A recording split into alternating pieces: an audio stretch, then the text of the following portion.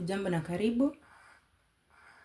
Katika video hii tunaangalia sajili ya wachimba migodi.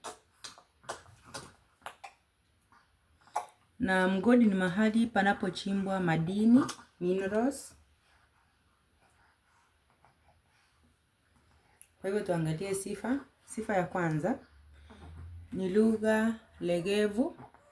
Lugha inayotumika katika mgodini ama katika mandhari haya haizingatii kanuni za sarufi.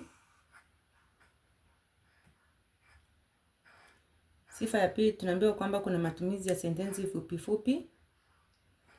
Lengo ni kurahisisha mawasiliano.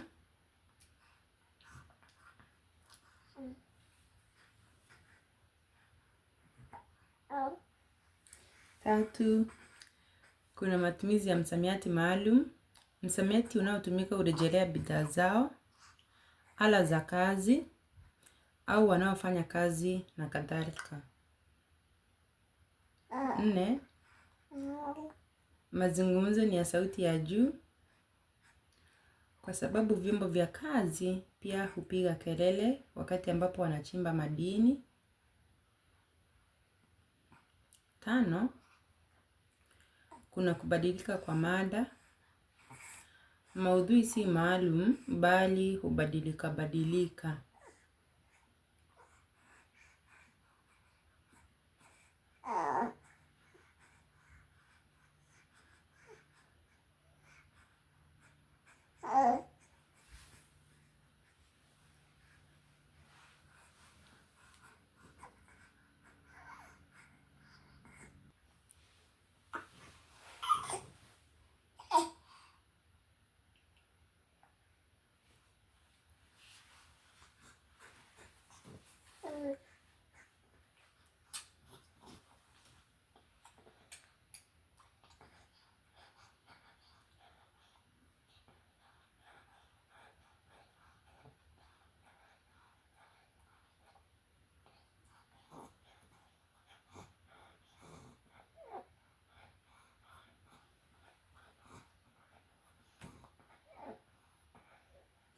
6, ya sita, lugha katika migodini ama katika migodi ni lugha ya porojo.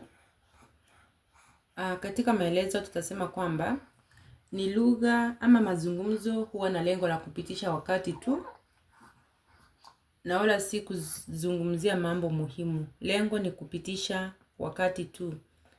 Ni mazungumzo ya porojo.